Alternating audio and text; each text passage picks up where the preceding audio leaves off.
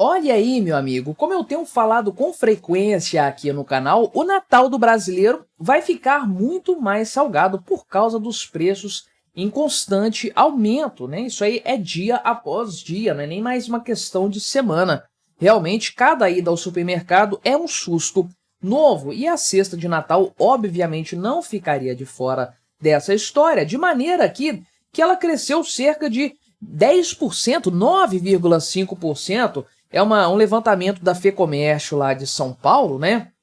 E isso, obviamente, é muito superior ao índice de inflação padrão do governo oficial, que é o IPCA, que está na faixa ali de 4,77%. É praticamente o dobro desse índice. E isso nos mostra duas coisas, né? Primeiro, que as traquinagens econômicas do Lula vão custar muito caro, principalmente para os mais pobres. E segundo lugar, que o IPCA não serve para absolutamente nada. É um índice sem um pingo de credibilidade. Esse patamar aqui, por exemplo, é muito mais condizente com o IGPM, que eu gosto de trazer aqui para o canal, e o IGPDI também, os índices da Fundação Getúlio Vargas, porque números do IBGE, meu amigo, não estão com nada, muito menos com credibilidade. Vamos conversar sobre isso aqui, ver quais são os itens que subiram de preço de forma mais expressiva este ano e que vão pesar bastante no bolso do brasileiro agora nas festividades do fim do ano. E qual é o prognóstico para esses itens? Estou gravando esse vídeo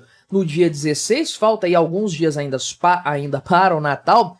Como que esses preços estarão lá na frente com uma demanda mais aquecida ainda? Complicada a situação. Mas antes, não se esqueça de se inscrever aqui no meu canal. Se você ainda não for inscrito e se você quiser colaborar ainda mais com este meu trabalho, você pode se tornar membro patrocinador aqui do canal, com valores a partir de R$ 1,99 por mês. Você me ajuda bastante dessa forma, pode ter certeza disso, né? Então, o preço aqui da cesta de Natal, né, subiu 9,54% em 12 meses até novembro, ou seja, de novembro do ano passado até novembro deste ano, né? E é claro que provavelmente houve um aumento substancial em dezembro por causa da demanda, de maneira que alguma coisinha disso aqui se deve a esse aquecimento na demanda lá do Natal do ano passado, que obviamente vai ser compensado com a demanda do Natal deste ano. Deve ficar perto dos 10% de maneira geral, até termos os dados consolidados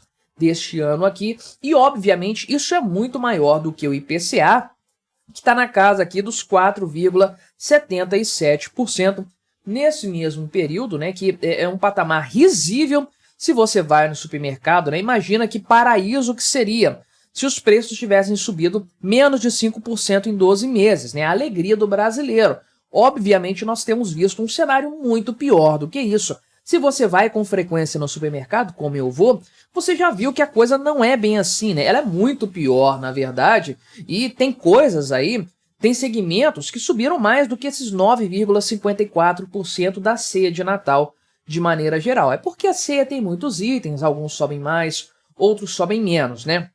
Agora, retomando o citado IGPM que eu falei, que é um índice que mede aumento de preços também, não é inflação, né? É aumento de preços, e que eu dou muito mais credibilidade para ele, ele tem, né, vai terminar o ano provavelmente com algo aí perto de 7% no acumulado, né? Ah, mas 7% é menos do que isso aqui ainda. Beleza, só que começou o ano com um valor negativo aí de uns 3%, né? Na verdade, se você considerar o IGP-10, né? De forma específica, não o IGPM. No final do vídeo, eu deixo aqui relacionado a minha análise recente sobre o IGP-10, que já fechou o ciclo de 2024, já está fechadinho, tá interessante para fazer essa conta aí. Então, de menos 3 para praticamente 7, dá uma piora de 10%, que é exatamente o que nós estamos vendo aqui na cesta de Natal, ou aproximadamente, né, para ser mais criterioso. Vamos lá, o que está aumentando tanto assim o preço, né? É claro que é o item alimentação. A alimentação tá um negócio terrível de fato aqui no Brasil, tá sendo uma verdadeira cruz para os brasileiros, né? Então, o pessoal considera aqui 29 alimentos que são mais consumidos durante o Natal para formar essa cesta aí, né? Quais são os itens? Os principais aqui, né? Batata, quase 31%, caramba, quase 31% é dureza, né? Ah, mas é a safra, é o período. Não, está comparando com o mesmo período do ano passado. Então, né, é claro que alimentos, a depender da época, eu não sei se batata tem época também não, mas alguns alimentos sim ficam mais baratos numa época do ano, mais caros em outra. Aqui é uma comparação de novembro do ano passado com novembro deste ano, então são os mesmos períodos, com 30,82% de aumento, né? O azeite de oliva, que já não estava nada barato, né? No ano passado, agora continua subindo, né? Aqui, 28,58%, que é uma coisa desastrosa de fato. O leite subindo quase 22%, o arroz quase 20%, as frutas de forma geral com um aumento superior aos 15% e a carne aqui em novembro ainda, tá? Nem considerando dezembro. A carne deve terminar com uns 12% ou mais de aumento. A média dos cortes, né? A picanha subiu muito mais do que isso. Os cortes mais refinados subiram de uma forma grosseira. E o ponto é o seguinte, embora a carne, de maneira geral, não seja, né? E aqui são carnes, não estou nem falando carne bovina, não. Deve ter carne de frango aqui no meio desse cálculo também, né? Carne de porco. Mas assim, o ponto é o seguinte, como as carnes têm um peso maior no gasto da família com alimentação, né? Então, se a família vai fazer a compra aí de vários itens, a carne representa talvez o maior percentual, o grupo com maior percentual dentre a compra toda, dentre o item alimentação para as famílias. Então, qualquer variação ali tende a representar um aumento muito grande da conta, tende a espremer muito o orçamento das famílias, né? No caso aqui, um aumento de 2 dígitos. E aí o que se observa é uma retração no consumo, né? As famílias comendo menos proteína animal. Isso já se percebe, todo mundo dando uma segurada nisso aí. O pessoal ainda compra, ainda dá para comprar carne no Brasil, só que ao invés de dar um bife para cada um, dá metade de um bife, né?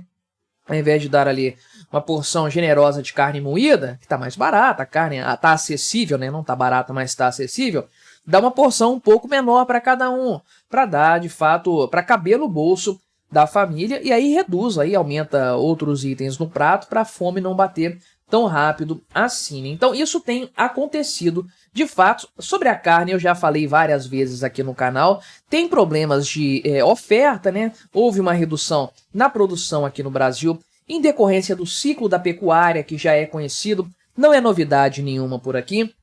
Tem a questão climática também, que deu uma piorada nesse cenário, aumentou os custos de produção, o que eleva o preço final, mas especialmente o dólar nas alturas é o que tem piorado esse cenário, porque a carne bovina fica muito barata para o gringo vem e compra os bois, aí faz o saldão do Brasil, né? Só carne não, o gringo tá levando café, aí tá uma zona aqui completa, né? O Brasil tá na eterna Black Friday com o governo Lula, para o gringo, não para o brasileiro, porque aí o que acontece? A oferta está caindo, o preço está subindo por causa disso. E a demanda está subindo por causa do gringo, o preço sobe também por causa do aumento da demanda. Temos esse cenário aí em que vários cortes de carne dispararam de uma forma insana, né?